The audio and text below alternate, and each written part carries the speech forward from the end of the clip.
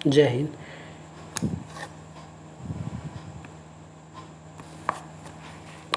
छत्तीसगढ़ पंचायती राज अधिनियम MCQs। इसके पहले हमने एक वीडियो देखा है, दो वीडियो देख चुके हैं। उसके बाद आज हम नेक्स्ट 28 नंबर क्वेश्चन से आज की शुरुआत करेंगे इस वीडियो से। इससे पहले हमने MCQs 2 टॉपिक पर देखे हैं। पहला है हमारा समिति में समिति से संबंधित, दूसरा होगा आपका 73वां संविधान संशोधन से, और ये हमारा चल रहा है ग्राम सभा के संबंध में। तो ग्राम सभा के संबंध में एक MCQs का ये पहला पार्ट हमने देख लिया है। आज इसका सेकंड और लास्ट पार्ट है ग्राम सभा का। चलिए जल्द से वीडियो शुरू करते हैं। तो 28 नंबर क्वेश्चन कहता है कि ग्राम सभा की बैठकों में कौन सी सूचना प्रस्तुत नहीं की जा सकती। ठीक है, तो वार्षिक लेखा बिल्कुल किया जा सकता है, क्योंकि ग्राम पंचायत, देखिए कोई भी क्वेश्चन जो है आपके, यदि आपको भूल भी जाता है तो आप अपना प्रेजेंस ऑफ माइंड्स लगा के सही कर सकते हैं। जैसे ग्राम पंचायत है, वहाँ वार्षिक लेखा विवरण प्रस्तुत किया जाता ही है और किया जाएगा। ठीक है, विगत वर्षों का अंकेक्षण मतलब होता है ऑडिट। ठीक है, AUDIT ऑडिट। तो पिछले वर्ष का जो हुआ जाता है ऑडिट, उसका प्रतिवेदन की ऑडिट में कौन कौन सी बातें कही गई है, क्या क्या आपत्तियां लगाई गई है और क्या क्या नए सुझाव दिए गए हैं। ठीक है, उसके बाद है पंच सरपंच की अचल संपत्ति का विवरण। सॉरी, ये हम वहाँ नहीं रख सकते, ये उनका पर्सनल मैटर है ना। तो ग्राम सभा की बैठक में हम पंच सरपंच की अचल संपत्ति का विवरण नहीं रख सकते। दूसरा है वार्षिक आय व्यय रख सकते हैं, है ना। पंचायत के कार्य का विवरण, बिल्कुल पंचायत के कार्य का विवरण भी रखा जा सकता है। बस पंच सरपंच या कोई भी जो जनप्रतिनिधि हैं उनका हम अचल संपत्ति का विवरण हम ग्राम सभा में नहीं रखेंगे। नेक्स्ट क्वेश्चन है, इनमें से कौन निर्वाचित स्थानीय स्वशासन की सबसे छोटी इकाई है ना। तो पता है आपको सबसे छोटी इकाई कौन सी है, तो वो है ग्राम पंचायत, है ना। सबसे छोटी इकाई है आपकी ग्राम पंचायत, क्योंकि मैं हमेशा इसे हायरार्की बनाता हूँ। ये होता है आपका जिला, ये होता है आपका जनपद, ये होता है ग्राम। तो सबसे कौन है, ग्राम पंचायत है। और ऑप्शन में क्या दिया है, जमींदार पंचायत। तो पंचायत राज में जमींदार शब्द का कोई कहीं उल्लेख नहीं है। तहसील न्यायालय भी उल्लेख में नहीं है। जिला और जनपद है, तो इसमें से छोटा आपका ग्राम पंचायत है। नेक्स्ट क्वेश्चन, ग्राम सभा की इस बैठक में ग्राम पंचायत का बजट पारित किया जाता है। अब नीचे 4 बैठकों का नाम लिखा है। अब देखते हैं किस बैठक में बजट का पारित किया जाना चाहिए। तो साधारण बैठक में रखना चाहिए। देखिए बैठक 2 प्रकार का होता है, एक साधारण और असाधारण। असाधारण का मतलब है कि उसको एक विशेष आदेश के माध्यम से बैठक रखना होता है, या फिर किसी आकस्मिक कारण की वजह से, तो उसको बोलते हैं असाधारण। तो उस असाधारण बैठक में केवल जिस विषय के लिए बैठक रखा गया है बस वही चर्चा होती है, तो इसमें हम वार्षिक बजट नहीं रख सकते। ठीक है, विशेष बैठक में भी नहीं रख सकते, क्योंकि कलेक्टर या फिर और किसी उच्च अधिकारी या फिर सभा के 1/3 के मांग पर हम जो रखते हैं बैठक, उसमें भी हम पंचायत की बजट को नहीं रख सकते। उसके लिए हमको साधारण बैठक रखना होगा। स्थगित बैठक, इसका बैठक का मतलब है, जैसे हम पढ़ते आए हैं, यदि कोई कोरम पूरा नहीं होता है ना, कोरम पूरा नहीं होता तो उसके बाद जो बैठक होती है ना, उसमें भी हम स्थगित बैठक में अपना यह सब चीज़ें नहीं रह सकते, क्योंकि उसके लिए कोरम का होना अनिवार्य होता है। अगला क्वेश्चन है, ग्राम सभा के बैठकों के विषय में सही क्या है। ग्राम सभा के बैठकों के विषय में सही क्या है, तो है प्रत्येक 3 माह में ग्राम सभा की कम से कम 1 बैठक आयोजित की जानी चाहिए। आप चाहें तो तीनों माह में प्रत्येक माह कर सकते हैं, या प्रत्येक 15 दिन में ऐसा कर सकते हैं, लेकिन एक फिक्स मिनिमम है कि आपको 3 माह में 1 बार करना ही होगा। ठीक है, प्रत्येक 4 माह में ग्राम सभा की कम से कम 1 बैठक होगी, तो ये गलत है। ग्राम पंचायत के प्रत्येक ग्राम में ग्राम सभा होगी, ये सही है ना। जैसे मैं जब ग्राम सभा पढ़ा रहा था तो उसी समय बताया था, यदि एक गांव में, यदि आपके पास एक गांव है, ये आपकी ग्राम पंचायत है ना, ये ग्राम पंचायत है। तो यदि ग्राम पंचायत में 2 ठो गाँव है तो प्रत्येक गाँव में अलग अलग ग्राम सभा होगी। ठीक है, तो ये सही है कि ग्राम सभा के किसी एक ग्राम में प्रत्येक ग्राम में ग्राम सभा की बैठक होती है। ठीक है, ग्राम सभा की बैठक होती है। और ग्राम पंचायत के किसी एक ग्राम में चक्रानुक्रम में ग्राम सभा, ऐसा नहीं होता। चक्रानुक्रम में ग्राम सभा नहीं होता। ग्राम चक्रानुक्रम मतलब है कि आज यहाँ बैठक हुआ, कल वहाँ होगा, फिर यहाँ, ऐसा, ये इसको बोलते हैं चक्रानुक्रम। एक बार यहाँ, फिर एक बार यहाँ, फिर एक बार यहाँ, फिर एक बार यहाँ, तो इसको बोलते हैं चक्रानुक्रम। ठीक है, तो उसमें ऐसा नियम लागू नहीं होता। ग्राम सभा के आधे से अधिक सदस्यों द्वारा निश्चित रूप से अपेक्षा किए जाने पर ग्राम सभा की बैठक होती है। तो ये आधे से अधिक नहीं होता, 1/3 होता है। ठीक है, तो हमारा ये भी गलत हो गया। अब उसके बाद है ग्राम सभा की 1/3 के से अधिक सदस्य द्वारा लिखित रूप में अपेक्षा किए जाने पर ग्राम सभा की बैठक होगी। तो ये सही है। तो सही क्या क्या हुआ, ये आपका हुआ 1, 3 और 6। तो देखिए कि ऑप्शन किस में है, 1, 3 और 6 आपका सी में है। तो ये सी आपका आंसर हो जाएगा। नेक्स्ट चलते हैं, ग्राम सभा की बैठक के संदर्भ में कौन सी तिथि गलत है। ग्राम सभा की बैठक के संबंध में कौन सी तिथि गलत है, इसमें देखिए तो कौन सी तिथि गलत है। तो ये आपका तिथि है 14 मई गलत है। ठीक है, बाकी मैं कुछ डेट बता रहा हूँ जिसमें आप देख लीजिएगा। 23 जनवरी को होना रहता है। ठीक है, 14 अप्रैल को होना रहता है, 20 अगस्त को होना रहता है। 23 जनवरी, 14 अप्रैल, 20 अगस्त, और एक और डेट है 2 अक्टूबर। इसमें शासन ने डेट तय करके रखा है कि आपको इस डेट में ग्राम सभा कराना ही कराना है। ठीक है, कराना ही कराना है। आप चाहे तो 14 मई को भी ग्राम सभा रख सकते थे, लेकिन ये क्वेश्चन में जो पूछा गया है और जो इसमें आंसर है उसके हिसाब से हमको जो अधिनियम में जो बात लिखी है उसके हिसाब से बोल रहे हैं कि 30 जनवरी, ये आपको याद रख लीजिएगा, है ना। हम जनवरी से शुरू कर रहे हैं, तो देखिए अब यह 3 माह बाद, ये आपका जनवरी है। उसके बाद है 14 अप्रैल, ये आपका 14 अप्रैल है ना, 30 जनवरी, 14 अप्रैल। उसके बाद है 20 अगस्त। ये जो 14 अप्रैल वाला होता है वो आपका अंबेडकर जयंती होता है, और 30 जनवरी जो होता है महात्मा गांधी की कोई पुण्यतिथि होती है, वो है। ठीक है, वहीं महात्मा गांधी पुण्यतिथि नहीं होता, इसको मैं सर्च करके आपको बताऊंगा। ठीक है, ये बोझ है आपका 23 जनवरी, लेकिन इसमें 30 जनवरी लिखे, इसमें 23 होना चाहिए, सॉरी इसमें 23 होना चाहिए, 23 जनवरी होना चाहिए। फिर से लिखता हूँ, ये आपका 23 है ना। तो ये 23 जनवरी में आपका बोस, जो सुभाष चंद्र बोस जी हैं, है ना, ये अब मुझे याद आया, ये 23 जो जनवरी है ये बोस का उस समय तिथि पड़ता है। उसके बाद आता है आपका 14 अप्रैल, तो ये होता है आपका 14 अप्रैल में आपका अंबेडकर जयंती रहती है। ठीक है, उसके बाद कौन सा डेट दिया है, तो 20 अगस्त है, ये 20 अगस्त हो गया। उसके बाद है आपका 2 अक्टूबर महात्मा गांधी जयंती। ठीक है, ये आपका 4 डेट हो गया।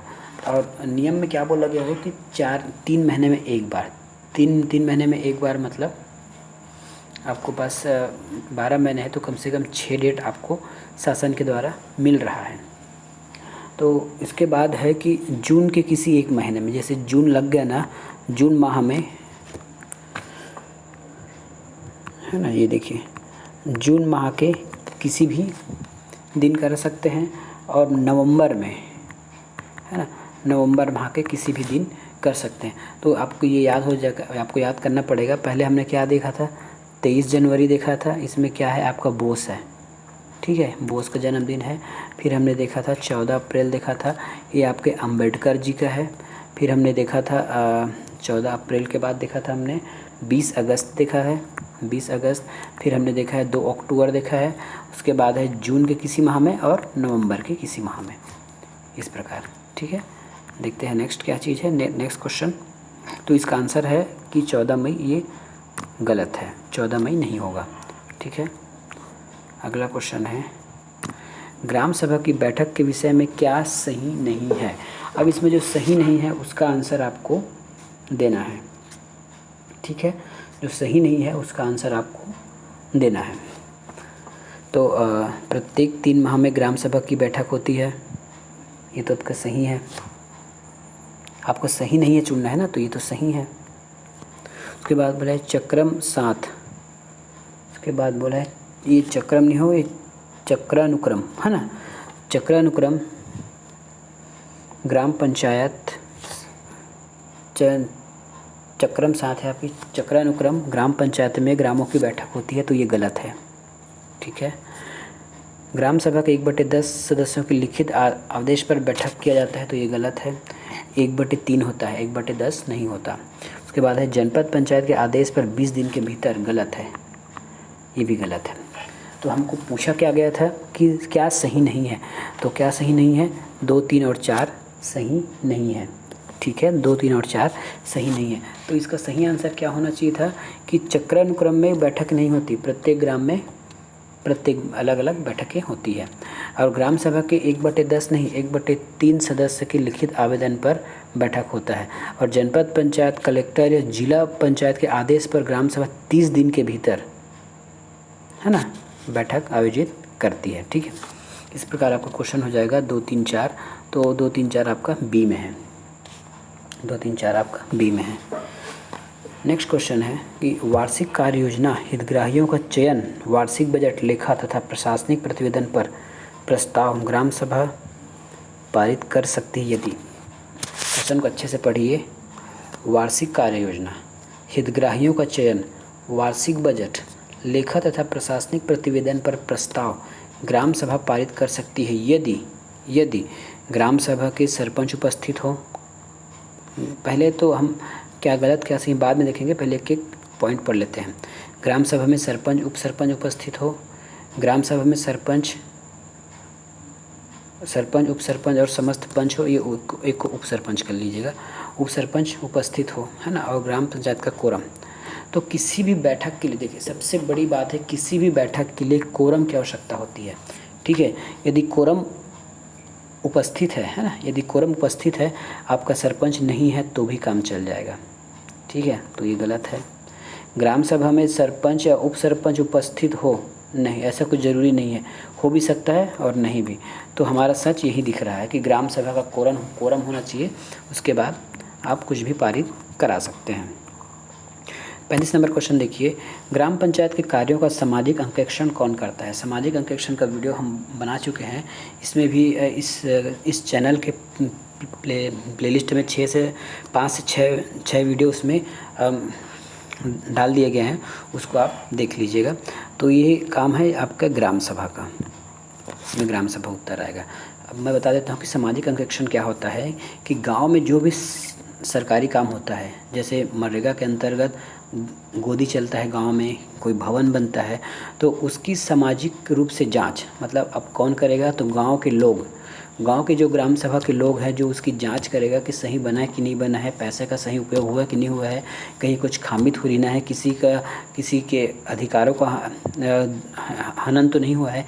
इन सब को जांचना ही सामाजिक अंकेक्षण कहलाता है, क्योंकि ये समाज के द्वारा जांचा जा रहा है, इसलिए सामाजिक अंकेक्षण है। ठीक है, तो और समाज के लोग कौन होते हैं, तो ग्राम सभा, तो इसका उत्तर आएगा ग्राम सभा।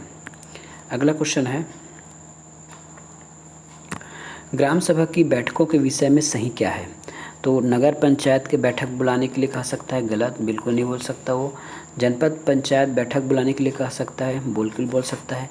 कलेक्टर बैठक बुलाने के लिए कह सकता है, बिल्कुल कह सकता है। ठीक है, सरपंच बैठक बुलाता है, बिल्कुल सही है ना। तो यदि ग्राम सभा 5 हो गया है।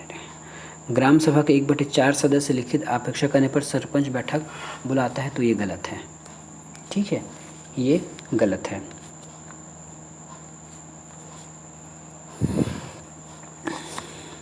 इसका आंसर होगा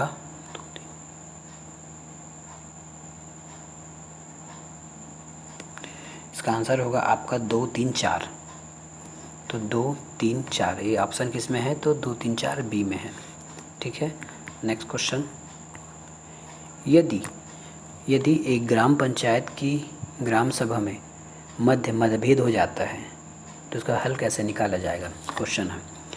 क्वेश्चन को करने से पहले हम एक टॉपिक डिस्कशन कर लेते हैं। जैसे एक पंचायत एक ही है ना, इसमें 2 ग्राम पंचायत, 2 ग्राम सभा, ये और ये।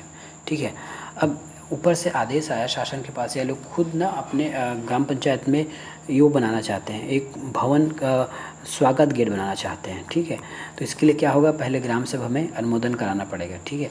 तो ये क्या है, पंचायत का मुख्यालय जहाँ पे है ना, जहाँ पंचायत का कार्यालय लगता है वो मुख्यालय है, वहाँ वहाँ स्वागत गेट बनाया जाना है।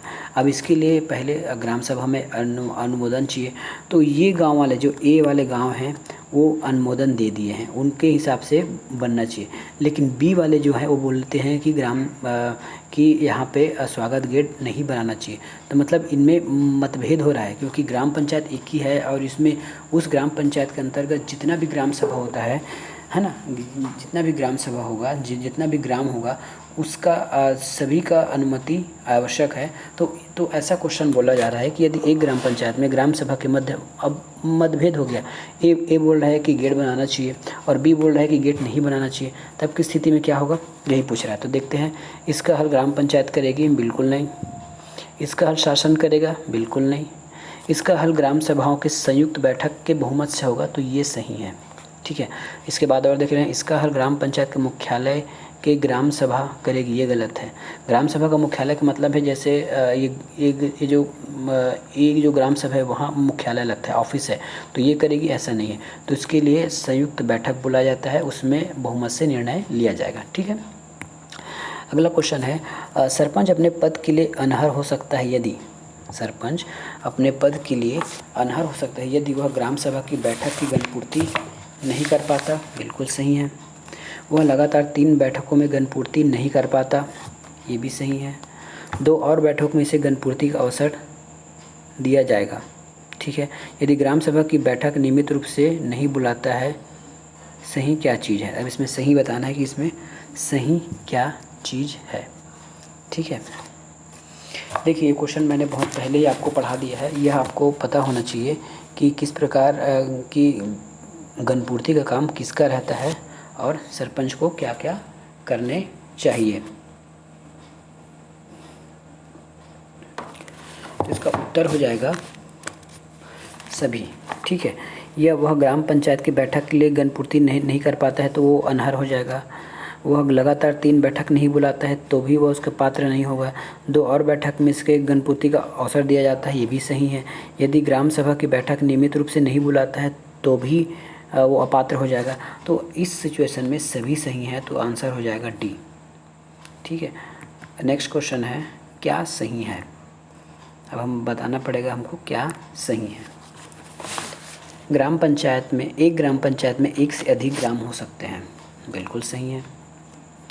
ग्राम सभा की बैठक प्रत्येक माह में होती है, ग्राम सभा की बैठक प्रत्येक माह में नहीं होती है, ठीक है। ग्राम सभा की बैठक प्रत्येक माह में होती है। बैठक तो 3 माह में एक बार होनी चाहिए, बैठक तो 3 माह में एक बार होनी चाहिए, ठीक है। लेकिन इसको व्यापम ने सही लिया है, लेकिन मुझे नहीं लगता कि किसी भी एंगल से क्वेश्चन सही है। ग्राम सभा की बैठक ग्राम पंचायत मुख्यालय में होती है, ये गलत है। मुख्यालय में नहीं होती, जहाँ जहाँ ग्राम है वहाँ वहाँ होगी, ठीक है। जहाँ जहाँ ग्राम है वहाँ वहाँ होगी। दूसरा है, ग्राम पंचायत की बैठक प्रत्येक ग्राम में होगी, ये सही है। प्रत्येक पंचायत की बैठक ग्राम पंचायत के मुख्यालय में होगी, ये गलत है, ठीक है। तो जो जहाँ जहाँ मैंने सही का टिक मारा है वहाँ वहाँ सही होगा। इस प्रकार इसका आंसर हो जाएगा 1, 2 और 5। क्या सही है।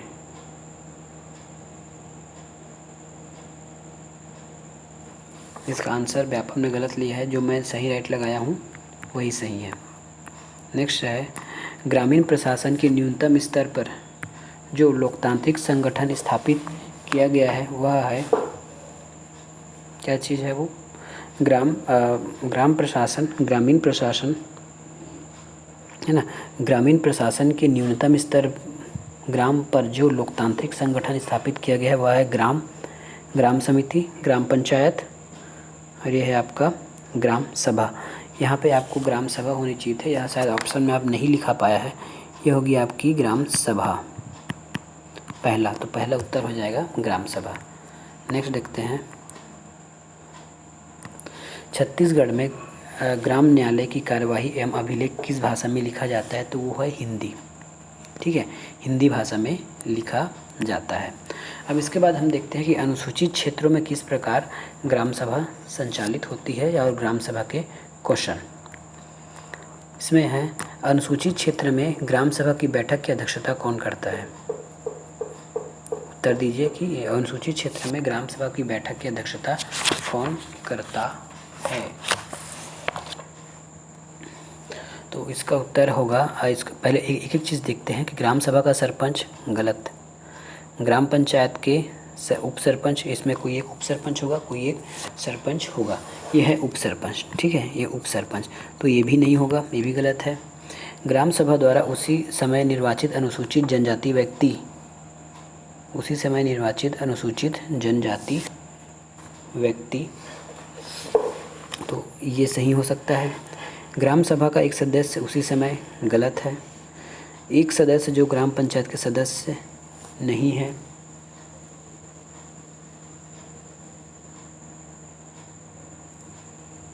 ये आपका सही हो सकता है, ठीक है।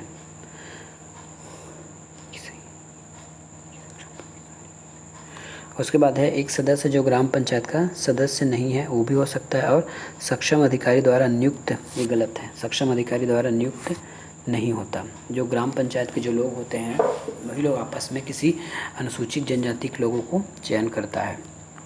इस प्रकार के क्वेश्चन। नेक्स्ट क्वेश्चन देखते हैं। अनुसूचित क्षेत्रों में ग्राम सभा के विषय में सही क्या है? क्या सही है? अनुसूचित क्षेत्र में ग्राम सभा के संबंध में क्या सही है? ठीक है,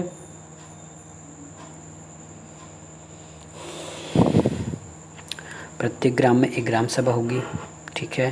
प्रत्येक ग्राम में एक से अधिक ग्राम सभाएं हो सकती है, ये भी सही है। और ग्राम सभा की गणपूर्ति सदस्य 1/3 होती है, ये भी सही है। ग्राम सभा की गणपूर्ति 1/4 होगी, ये गलत है। ग्राम सभा की बैठकों की अध्यक्षता सरपंच करता है, तो ये भी गलत है। ग्राम सभा की बैठकों की अध्यक्षता सरपंच नहीं करता, ये सही है, ये आपका सही है। तो इसका उत्तर हो जाएगा 2, 3 और 6। तो आपका 2, ये 3 और ये 6, बाकी गलत होती है। तो प्रत्येक ग्राम में एक ग्राम सभा होती है। अनुसूचित क्षेत्रों में एक से अधिक ग्राम सभा होती है। ग्राम के मोहल्ला बसावट को ग्राम सभा बनाया जाता है। अनुसूचित क्षेत्रों में जिला पंचायत की शक्तियों के विषय में क्या सही है? अनुसूचित क्षेत्र में जिला पंचायत की शक्तियों के बारे में क्या सही है? तो ये सभी सही हैं।